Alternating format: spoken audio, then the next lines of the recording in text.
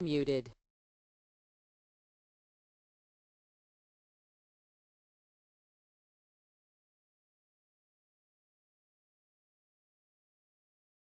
Hello, everyone, and welcome to the webinar From Publication to the Public, Expanding Your Research Beyond Academia, with editor of The Conversation US, Maria Balinska. My name is Camille Gamboa, and I am the PR, Public Affairs, and Conventions Manager at Sage Publishing. If you have any questions with audio or viewing mode during the webinar, please use the Q&A box at the right of your screen, and one of our helpful team members will get back to you ASAP. At the end of the webinar, we will have some time for Q&A from you all, so please also use the Q&A box to ask any questions to Maria throughout the webinar. Please take note of the webinar hashtag, #SageTalks, and feel free to ask questions or leave comments there.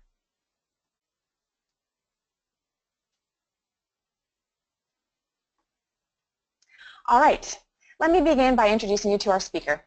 Maria Balinska is the editor of The Conversation US, an independent nonprofit media organization that publishes news analysis and commentary written by academics and edited by journalists aimed at the general public. She was previously at the BBC in London, where for 10 years she was editor of World Current Affairs Radio. A 2010 Nieman Fellow at Harvard, she is also the founder of Latitude News, a digital platform for local global mashup journalism. She is also the author of The Bagel, The Surprising History of a Modest Bread, published by Yale University Press. This 1-hour webinar will be recorded and archived for future viewing, and we will be sending out a link for viewing and to access the slides to all registrants in the coming weeks. Now, without further ado, I'll pass it over to you, Maria. Thank you so much, Camille, and thank you to Sage for inviting me to do this webinar. I'm really pleased there's so much interest in this topic, and as Camille says, please do interrupt with questions during the webinar. We're going to have time at the end for Q&A, but if you have any questions as we're going through the slides, please don't hesitate to ask them. So as Camille said, a bit on to the next slide. Camille's helping me with the slides here. Right now I'm at The Conversation, which is explicitly about bridging the gap between academia and the general public through journalism, and we're going to talk about that a little more later. But I just wanted to say, Camille, if you could go to the next slide, that I've worked with many academics in my previous life at the BBC, and not just as interviewees. We've tackled subjects such as the history of anthropology through a documentary series. I've produced radio talks with economists, historians, and philosophers, and also worked on what you might argue is the granddaddy of all sort of bridging the gap between academia and public programs, the Reith Lectures that started in 1948 with the philosopher Bertrand Russell. So all of this to say that I'm a strong believer in the value that academics can add to the public debate, and really excited that all of you are listening to this to talk about it. So why? So I've said a little bit about me. So we realize at The Conversation that the debate around whether academics should get involved in public discussions is quite a live one. And I wanted to share with you some of the interesting statements that have been made by academic leaders in the United States on this topic. The first slide is a quote from Mark Schlissel, who is the president of University of Michigan, and this was what is interesting to me about this quote and the next one is that they put the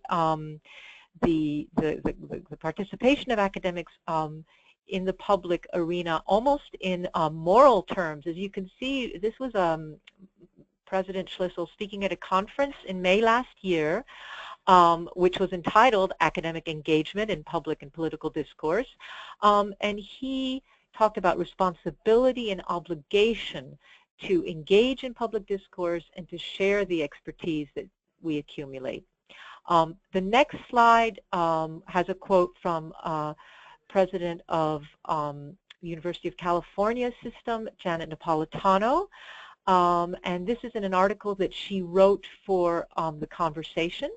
And Camille, if you could go to that next slide, where she talks about the fact that it's incumbent on academics to take part in the public debate. And certainly, you know, from the public's perspective, I think there's no doubt that that having the experts talk about what they know about on the big issues of the day is incredible, is not just enriching, it's really important in order to inject fact and context into the debate. I mean, if you look at journalist research, a lot of what people say they're missing is the context and the explanation and understanding in the journalism that's around. And therefore, your participation and sort of your engagement in different media platforms is something that really is appreciated by people. Another point to make is that because so many of you are actually looking not just at problems, but about how problems can be solved, this is something that's also very much in short supply, could be argued, in journalism, because you know, there's the old journalistic expression, when it bleeds, it leads.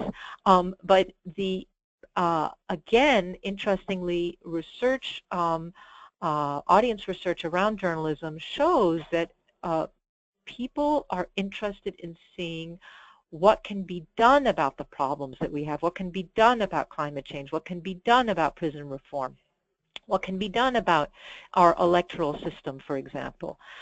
So again, a really vital role for you to play. Obviously, and I have a feeling my slides, I may be seeing the slides a bit later than you all, I hope not, but the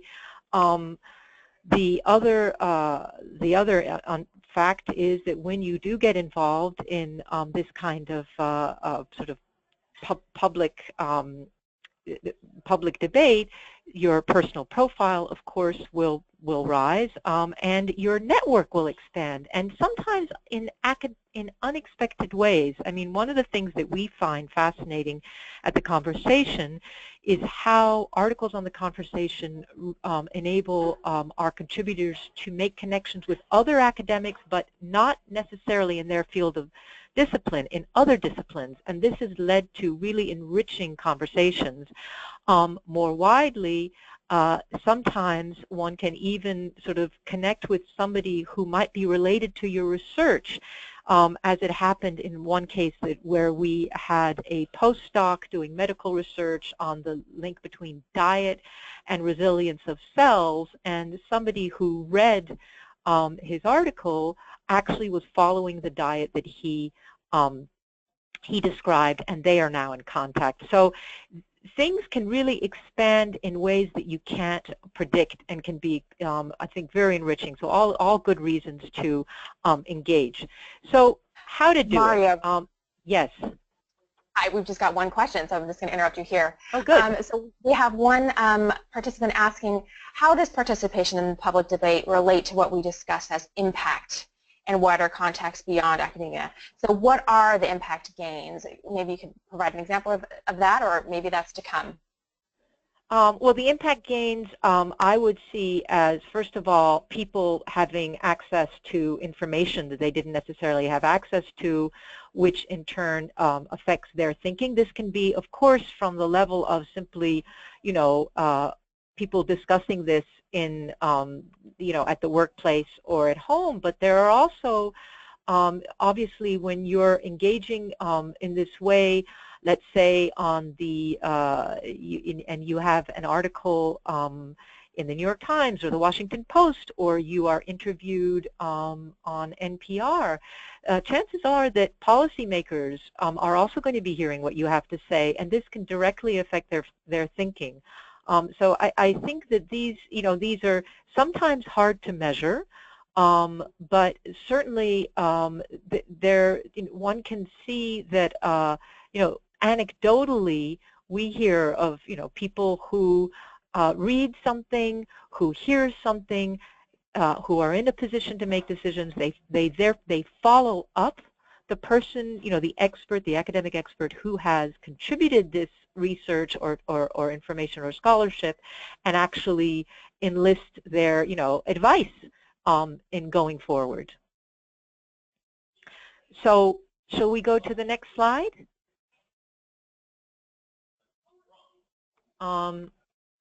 So the next slide is about pitching, and really what here is the critical thing is that to some degree you need to do a bit of work in getting into the editor's or journalist's shoes.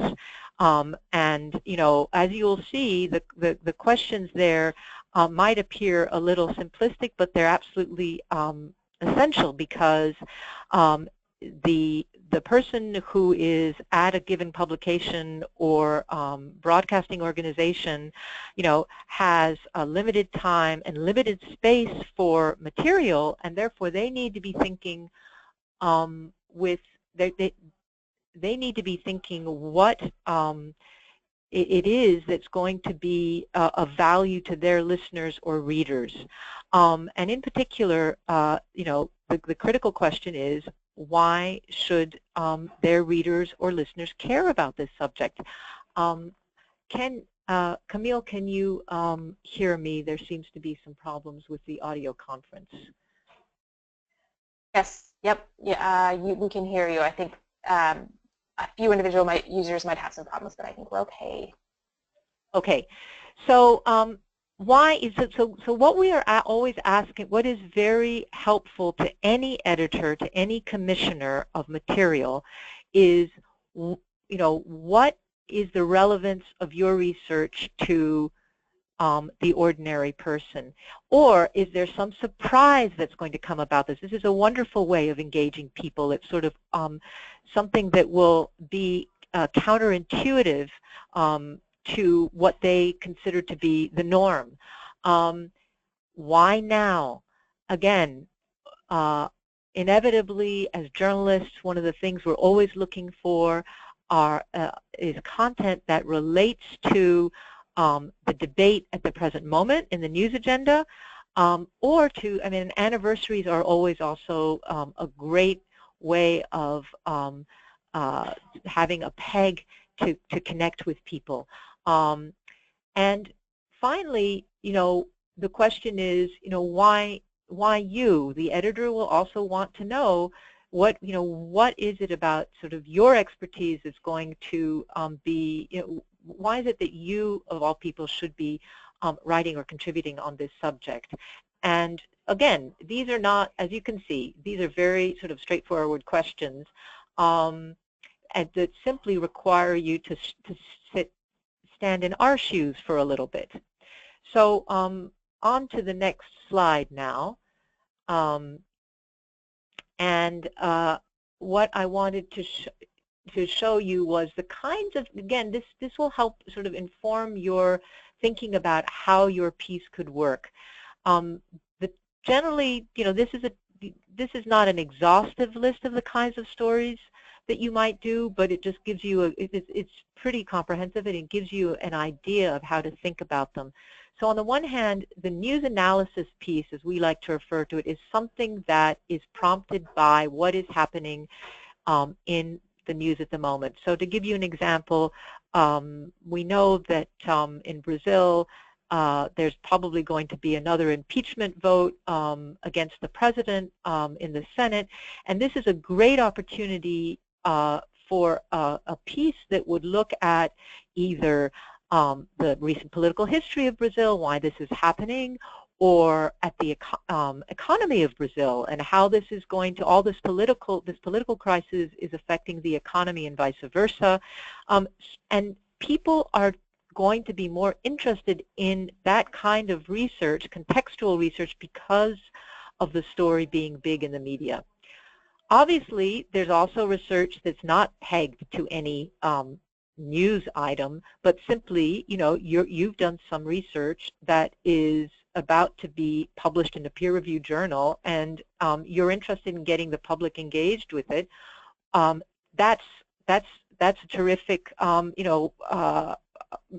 of peg in and of itself, and simply there then it's a question of explaining to a given editor why this research is important, and how it could be, exploring with them how it could be made relevant to the general reader. The explainer of the topical issue is an interesting one because, and I'm going to give you examples of all of these things in a minute, but because sometimes there are things that you might consider to be really straightforward and inside out because of your work, but actually it's the kind of sort of basic context that the ordinary citizen does not know and actually would really appreciate. And I have to say, at the conversation, some of our best read pieces are precisely these, where there is something in the news that people are talking about, but nobody has really explained how a particular process works, and an academic comes along and explains it, and people really really appreciate that.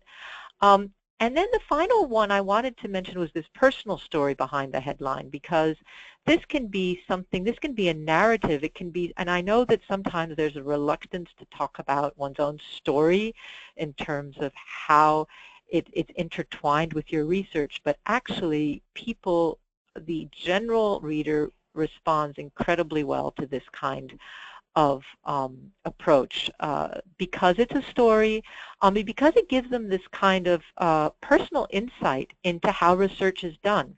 So if we can go to the examples now. Can I interrupt you with another question? Sure. Great. So kind of going back to the idea of pitching, one viewer asks how to get out of your head.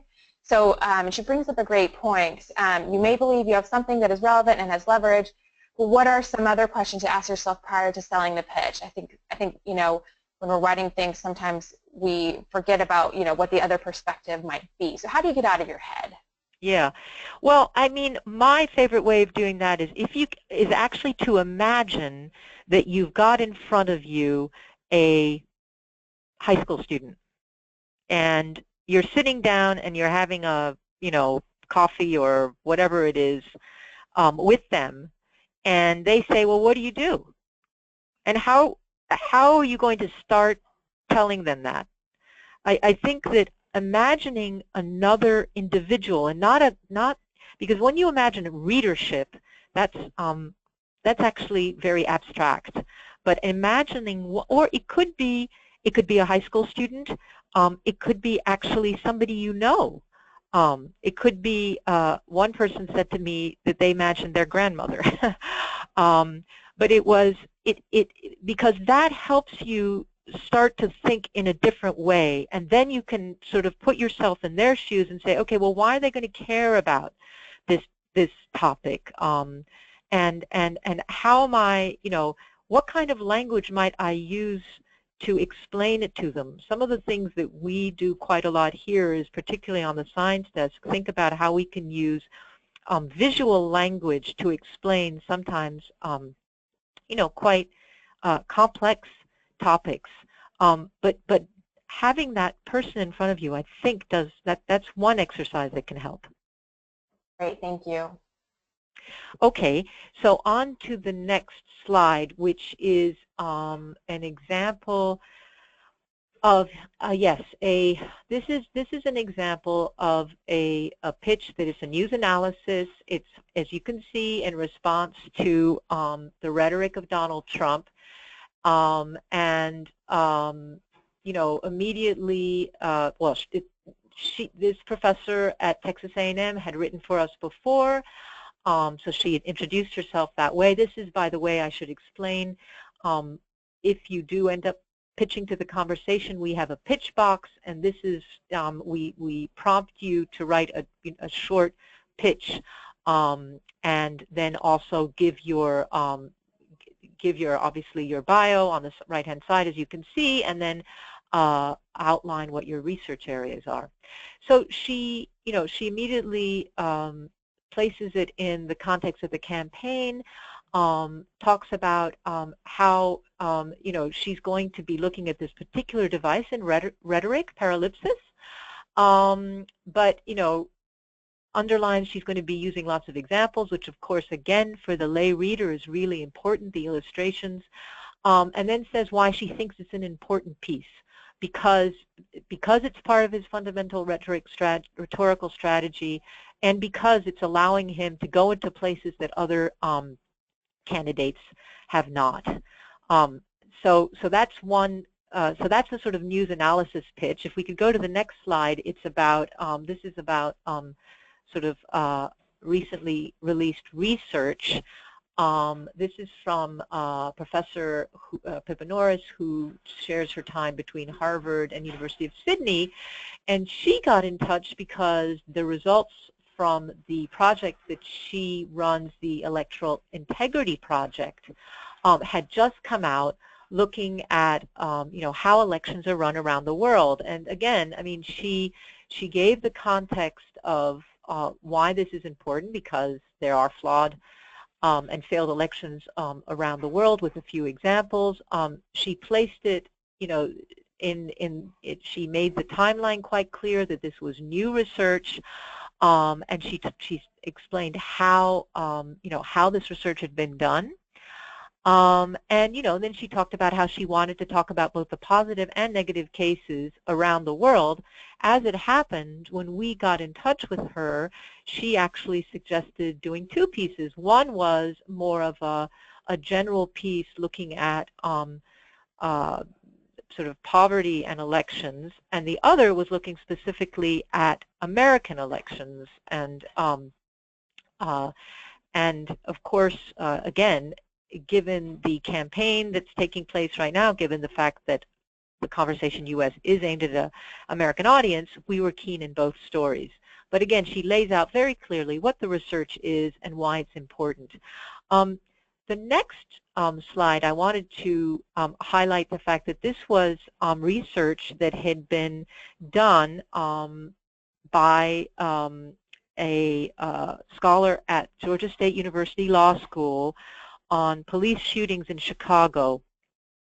And he had done this research independently of, obviously, the news agenda. But when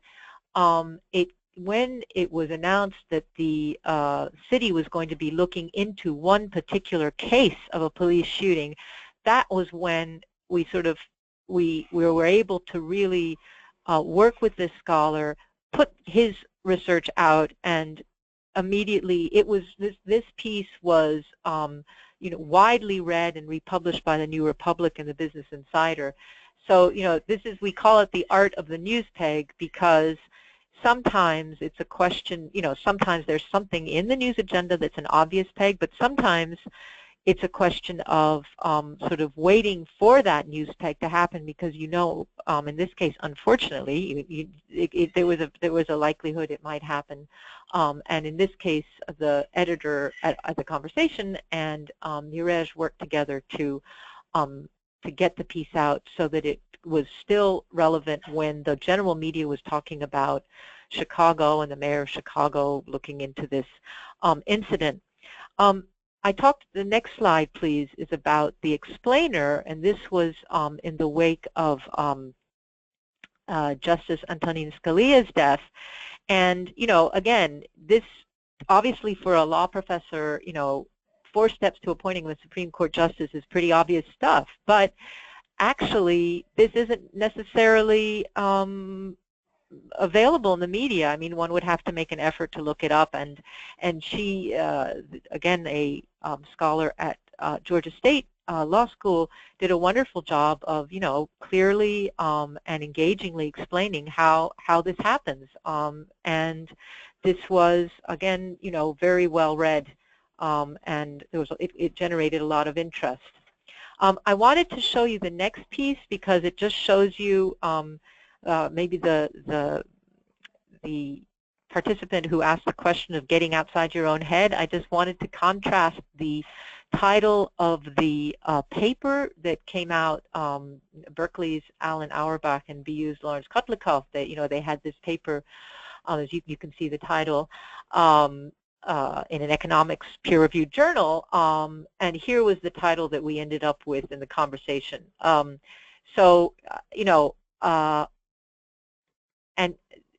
it just can show it is possible to do this kind of, you can call it possibly translational work. It is possible to do, and I'd like to add, it is possible to do without dumbing down. I think that's really important point to make.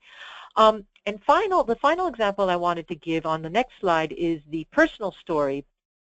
This was a wonderful story by one of the scientists who'd been on the New Horizons team, and I just thought you can read the first paragraph there, but it is, you read that first paragraph, and it's immediately exciting, it's immediately engaging.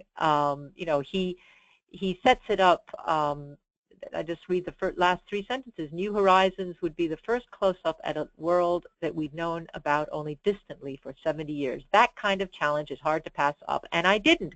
It's immediately, so he's creating a lot of excitement and sort of setting something up to that the reader is going to, you want to read further.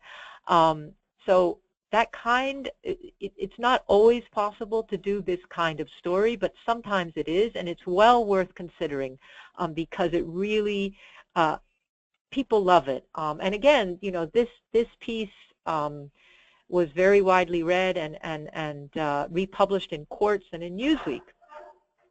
So these are sort of a few examples of the types of stories. I wanted to then go on to really think about the actual writing, and this was, actually, as you can see, this is a wonderful beginning of a piece. It makes you want to continue to read, and that's exactly what you always want to do, because as I'm sure you all know, people's time is at a premium, and really the top of any piece, whether it be an audio piece, a television piece, or an article, is absolutely critical to hook the readers in. So, starting the article, what to think about is, so if we continue on to the next, I think it has the starting the article, Camille. Yes, so how do you engage the reader? Thinking about your high school student or your grandmother or your best friend who does something completely different. Is there topical relevance? Is there something that can be related to their lives? Is there a way of surprising them? Can you tell an anecdote or a story that will get you into your research? That's always a wonderful way. Or indeed a provocative statement that really sort of takes people, that sort of confronts them with something that they didn't know. Or all of these things will really help in terms of just engaging people from the get-go. And thinking the top is so crucial, because you have to engage them at the top, then have what we call, if you could get to the next slide, please, Camille, what we call in journalism the nutcraft, which is really framing the piece. What is it you're going to be writing about? What is this story about? And this sounds really simple, but sometimes it actually takes a little time to think, is there one, can you boil down for your lay reader, what is the question that you're going to be exploring? And why does it matter? So, here we have a little one example that was a nice one in terms of research on dating, online dating. And obviously, again, most people are interested in dating, so I mean, it was easy to relate to the ordinary reader. But it's very clearly set out that what the dominant themes are, and that what this person, the author, was going to be looking at is what is swiping right and why that might not be the best way to find your true love. So let's go on to the next, because we're going to now just look at a few tops that play on what I spoke about earlier. So the first one is why boys need to have conversations about emotional intimacy in the classrooms. So if we could go to that next slide. Now what we actually, so this starts, and I hope you can see this plainly on your screens, but this is by a sociologist from the University of Massachusetts Amherst, and it starts with an anecdote about a veteran award-winning teacher in a school in the Bronx, and how he was basically he was forced to here we go. So that's my apologies. I was unable to see for a minute. So she talks about Tom Porton, an award-winning veteran Bronx High School teacher who had to hand in his resignation after colliding with the school's principal, and she explains why, and then she asks a question immediately. What does it say when a teacher who encourages students to discuss non-sexual ways to express love causes controversy? And this is the way that she then gets into her main issue, which is the how the research around her research around teenage boys. But you're immediately intrigued because of that storytelling. So storytelling is always a good way to get into a piece. So if we could go to the next slide, please. So this is the piece that you saw the pitch for earlier. And one of the reasons I wanted to show this was that this is, of course, the case of a written piece, which would be a little bit different for an audio piece or a video piece. But she was able to start off again with an anecdote, in this case from television, with Stephanopoulos' interview with Donald Trump. But she was also able, we could use this tweet that Trump talks about, and this won't be true of every obviously article, but thinking about even how things look visually is a way to is about communication. And in this case, immediately, the text is broken up by a tweet. It's quite intriguing. And you see, this is direct from Donald Trump, the tweet. So again, it draws you straight into the story, and then she's able to go into the background and into her research. So then if we go to the next one, and this is about really off the back of the Flint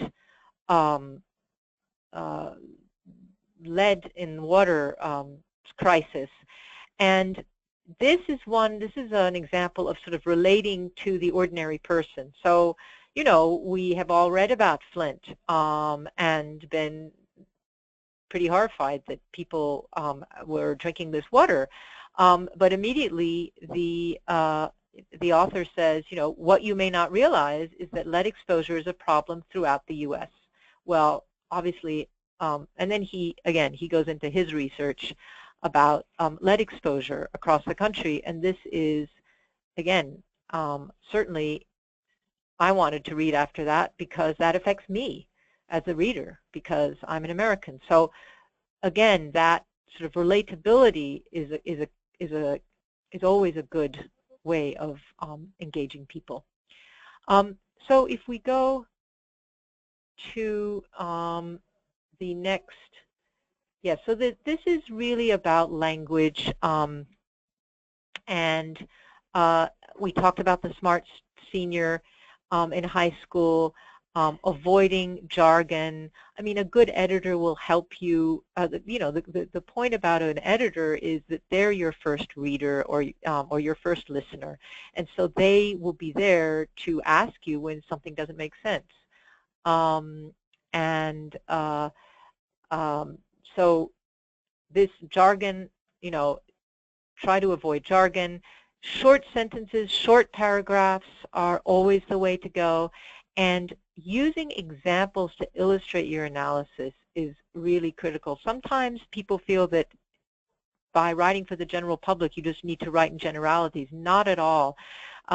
Having the specificity and concreteness really helps people get a hold of what it is that you're looking into.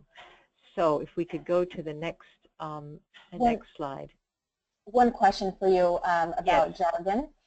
So one listener asked if you can distinguish more about, make a distinction more clearly between jargon and language of the research field.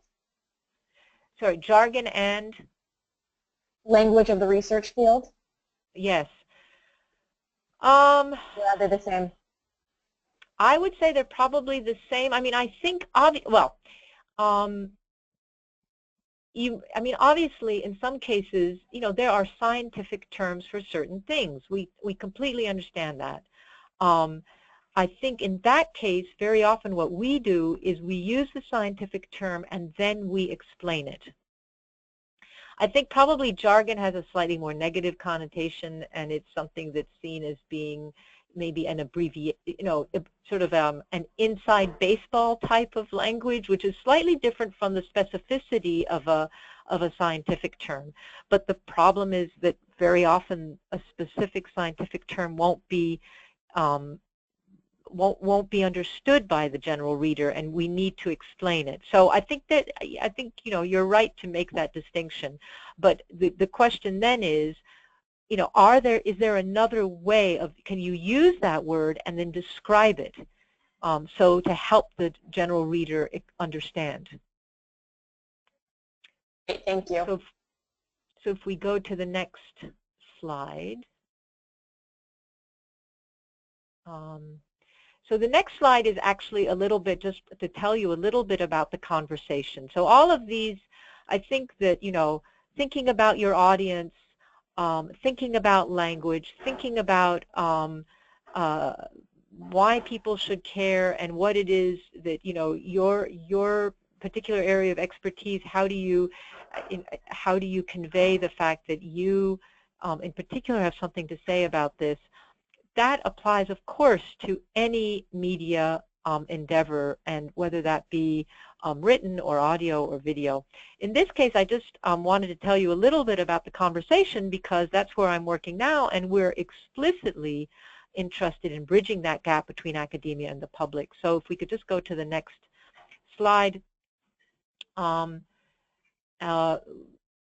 Here is our team. As you can see, very friendly team, but also a very small team so far, and we're looking to expand that. But basically, the way we see it is that we can bring the best of two worlds together, the academic world and the journalistic world, because our expertise obviously lies in finding those news pegs, in thinking about communication, in thinking about the audience, and your expertise is your in-depth knowledge of your discipline, and bringing those two together can really create something fabulous.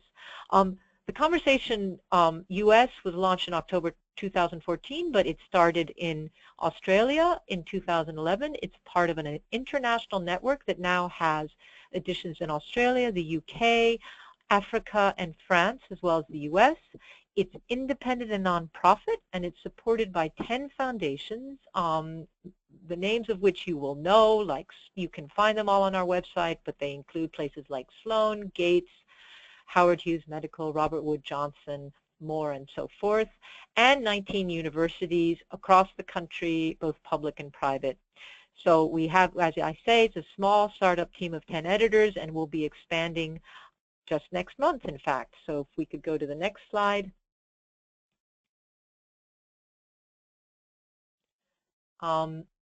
Now, what makes what we see as our, as you know, the media market in the United States is incredibly crowded, but what makes us special is that every single contributor is an academic researcher. Therefore, they are affiliated with an academic institution, and they are talking about their area of expertise. And critically, we are not a traditional op-ed. So obviously, I'm sure that a number of you are interested in writing op-eds, and I think that's fantastic because I think you ought to be writing op-eds. But what we do, we see slightly differently. We see it as explanatory, contextual journalism that is highlighting people's research. And so there can be a strong argument, but it's very much based on your research and or that of others, and it's always written by people in their field. So we know that people can write eloquently about subjects that are out of their fields, but that's not what we do. So Maria, what we do, would you mind just explaining a little bit further about what an op-ed is? We have a couple questions coming in, and I think that'll help make the distinction between an op-ed and Sure. Okay. So I would say, an op-ed is, it's quite it can be quite varied, but generally speaking, it is something that is an opinion. It is an opinion piece, and it's called op-ed because, of course, it's on the opposite side from the editorial page in a newspaper. So it can, an opinion piece can be very much in your area of expertise, but it will be, written along the lines of what we've been talking about. But as I say, it can also be something that is venturing out of that area of expertise because, because you have something to say. People, there is a lot of, I would, argue in journalism today, there is a lot of opinion out there to be consumed, whether it's sort of pundits on television or in written form, and so I would say that you might argue that what we do, because we're very much about basing ourselves on data and evidence, is sort of a subsection of it, you might say, of op-ed. But the reason we like to distinguish ourselves in this way is because we want to make it clear it's not just about opinion. Is that does that does that do it? Yes, I think that answers the question. And just to clarify, is it only professors who can contribute, or can they be graduate students, PhD candidates, etc.? They can be graduate. They can be anybody from PhD student up, and with PhD students, we ask that they write specifically about their doctoral research, and then sort of professors has a little bit more leeway. They might write about their research and other people's research too. But yes, that's the sort of those are the people who are qualified to write for us. Okay. Yeah. And do they have to be articles? Do they have to be, sorry? Does it have to be around journal articles, or can it be book collaborations as well? It can be journal articles, it can be book collaborations, it can be separate from that. Research. It can be separate from that too. So I see. So you see our right here we have these twin editorial aspirations, and they are complementary. So on the one hand, the news analysis piece that I've mentioned before. So your research is relevant to whatever is being discussed in the news. So it doesn't need necessarily to have a journal article coming out. It can just be that you feel, my goodness, they're not talking about X, and this is what they really need to understand in order to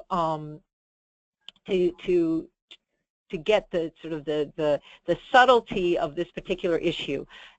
That is reason enough for us, to work with you. Setting the public agenda is slightly different because that is all about your new research, and that is usually around a journal article or a book, and there we really look to our collaborators to be thinking about you are our thought leaders, and we want to work with scholars to really sort of get questions out into the public domain that haven't been asked before, and get information out that hasn't been seen before. So these are our two sort of, they're twin track and complementary, but they're rather different.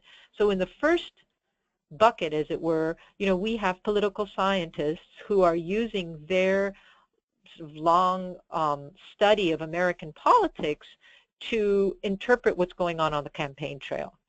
And that's completely different from, what I mentioned from Pippa Norris, which was based on her research of the Electoral Integrity Project, and, actually presenting that research to a wider public.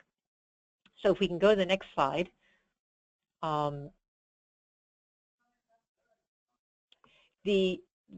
I mentioned it's a collaborative editorial process, and this is the thing that I think makes this rather special, because you can see here, this is in the back end of our content management system. Any article that we get, we upload into our content management system, and both the author and the editor can have access at any time and at the same time to edit the piece. We tend to speak, as it were, to our authors in the body of the article with questions to them that we put into bold. But the key thing to remember is, and this will be sort of underlined at the end of this presentation again, but nothing gets published without the author being okay with the final copy, the final headline, the final use of pictures. But I think that what's critical about this is that we're really working together on this, and this is about us bringing this sort of news sense and communication skills to the table, but in your corner. It's about our authors' voices. It is not about the voice of the conversation. We see ourselves very much as, sort of help working with you to amplify your voice so that it can get into that more, into the general arena. So if we go to the next slide, which is about, yes, this is again sort of giving you a little glimpse of the back end of our content management system. This is in the history mode. We were looking at the edit mode before, and the history mode I personally like very much, because if you compare this to marking up a Microsoft Word document where you see, you sort of strike through words and have little bubbles all over the place with your comments. Here, every version of the piece is saved. You never lose anything. But what you're looking at in the edit mode is the most recent version. So it's not, it's a much, to my mind, more user-friendly system of editing than Microsoft Word. So if we continue to the next one, this is all about the sort of process. One of the things we feel quite strongly at the conversation is that we want to be transparent about where people are coming from, and therefore we ask all of our authors to disclose whether their research has been funded by particular organizations, and whether there are any relevant affiliations that they should mention. We think this makes our publication stronger, and it makes our contributors it's a much sort of healthier and stronger position to be in, to disclose up front anything that might be relevant. So on to the next, and I think it's really that final, yes, here we are. I was saying that you need to, this is what we send to you when the final copy is ready to go. Do you approve of this copy? So just to now, on to the next slide to talk about, somebody asked at the beginning about impact, and this is what the other thing that makes the conversation, I think, special, apart from this collaborative editorial process, is the life after publication. We obviously publish on our website. We promote the pieces on social media. We have a daily newsletter that's sent to more than 24,000 subscribers. But we also republish through Creative Commons, which means that any other media organization is able to publish for free the pieces that have been published by the conversation, as long as they do not change the copy. So this immediately allows for reaching a variety of audiences, and we can go on to the next slide. It gives you a sense of that. So these are the audiences to the site. We have over 500,000 visitors, unique visitors a month, but through republication we have 5 million reads a month. And if we go to the next slide, it just gives you a sense of the kinds of publishers that are using our material. And as you can see, I mean, Time, Newsweek, Slate, The Washington Post, Scientific American, Quartz, and so on. Over 19,000 sites have republished us worldwide. And if you go to the next slide, you'll have, yes, this I think will also just, I think this is sort of a nice sort of response to how we started off as to why it's important for the academic researcher to take part in the public debate, because as you can see, the readers really appreciate it. And just this second quote, that I like the idea of a news item being written by a person who actually has some background knowledge of the topic. And again, going to the point that somebody raised about the difference between op-ed and what this contextual explanatory journalism, one of the comments made about the conversation articles is that they are very sort of civil in tone, because they are, again, they're very much fact-based, and when there's an opinion, it's labeled as such. And people in the current day and age, where there is so much sort of partisan opinion and indeed emotion, having this kind of material is really refreshing. So in the next slide, I think it's the feedback from our contributors, in fact, which I hope will be an incentive for you to think about contributing. And again, it really just highlights both the process and the fact that also really we see people who contribute more than once. This is just another skill that you can acquire, and doing it with us is a great way to do it, because it's a safe place to do it in. And going on from there, people very often have gone on to writing for other publications, and indeed sometimes interviews and so forth.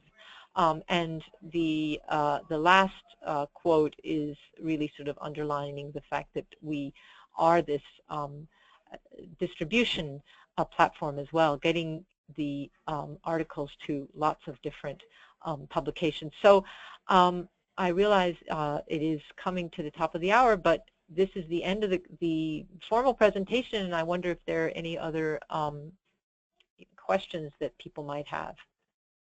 Thank you very much, Maria. Yes, we have questions pouring in. So I'm just going to go ahead and get started with a few of them. We'll see what we can get through. I'm hearing some music on the line.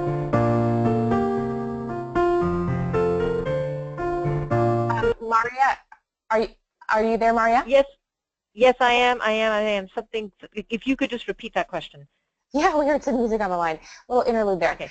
Okay, so let's get to some of the questions. So we have some researchers joining us today who just pitched an op-ed to the New York Times Gray Matter. Of course, they have no idea if it will get accepted, because it just was pitched yesterday. But they're wondering if you can suggest any other outlets that really like to accept op-eds on science topics.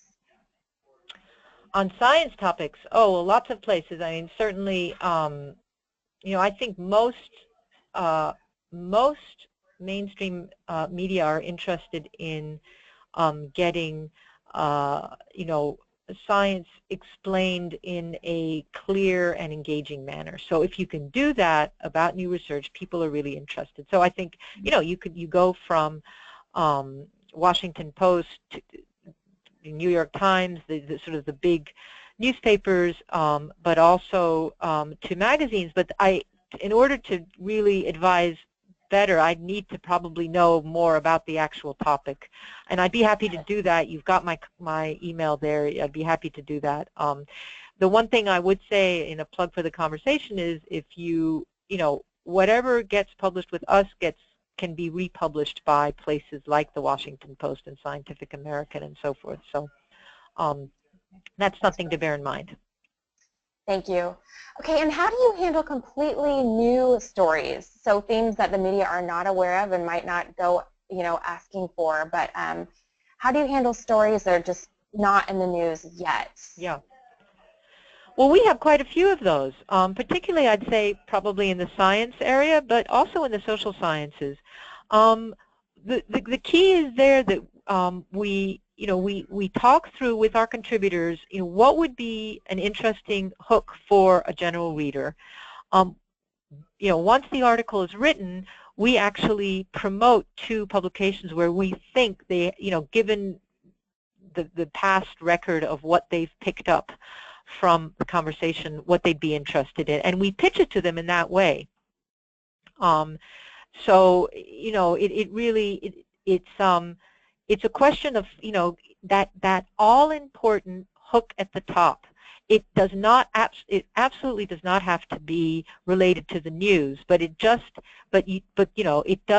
need to have some sort of bridge to the ordinary reader or listener or viewer, so that they're intrigued or they think it's that they can relate to it in some way. I would say there is almost always a way of doing that, but sometimes it takes a little bit more workshopping. Got it. Thank you very much. Okay, then just as far as the process, do you, for an editor outside of the conversation, do you approach the editor about your work before you write the piece, after you write the piece? What's the process like for pitching? Yeah, I would always suggest pitching first for a number of reasons. First of all, it's a great discipline because it forces you in 100 or 200 words to distill what it is that you are proposing and why it's important or relevant, and why you should be writing it. So, it's a great mental exercise. First of all, secondly, an editor will always appreciate having a pitch rather than a finished product, because for him or her, a finished product represents, first of all, initially a lot more time needed to be invested to, figure out what the piece is about and so forth. But secondly, if they decide to take it, then it will also probably require more time. Whereas, it's basically, the way I look at it is, if you accept that, the editor is bringing something to the party, it actually, to send them a pitch allows them to work with you a bit about thinking, okay, what do the readers of the New York Times or the readers of the San Francisco Chronicle or Newsweek, what will they be interested in? Because that's where they have experience, and so it really allows them to get involved in that initial sort of framing of the piece. So I would always suggest pitching rather than the finished article. Great, thank you very much. And then just going along with that, one final quick question, what's a reasonable word count, though, when you do get to writing that article? Yeah. Well, again, it really depends on the publication, because if you think about, you might, if you think about the Atlantic Monthly, for example, right? They very often work with academics, and there they'd have a few thousand words. A newspaper article might often, they would want something at 600 words, and then at the conversation we tend to do, 800, 1,000, 1,100 words. So it's always, this is another reason why one should pitch, because then you get the frame, you get the sort of what the wordage from the place that you're pitching to. They will tell you what it is they're looking for, because that might also really affect what you want to say, because you can't cram everything into a 600-word piece. You might decide to sort of have the, express the argument in a slightly different way. Thank you. And unfortunately, that's about all we have time for today. But we want to thank everyone for joining us, and a special thank you to our speaker, Maria Balinska, from the Conversation US. In the coming weeks, please be on the lookout for an email that includes a link to view the entire webinar and the slides, as well as answers to some of the questions we did not have time for today. And I would be remiss if I didn't mention some of SAGE's efforts to communicate science. So please check out our corporate blog, Sage Connection, which publishes tips, new research findings, and will publish this archived webinar, as well as MethodSpace, our newly relaunched community tool for research methods help, and Social Science Space, a space to explore, share, and shape the big issues facing social scientists. Thank you very much for joining us, and have a great day.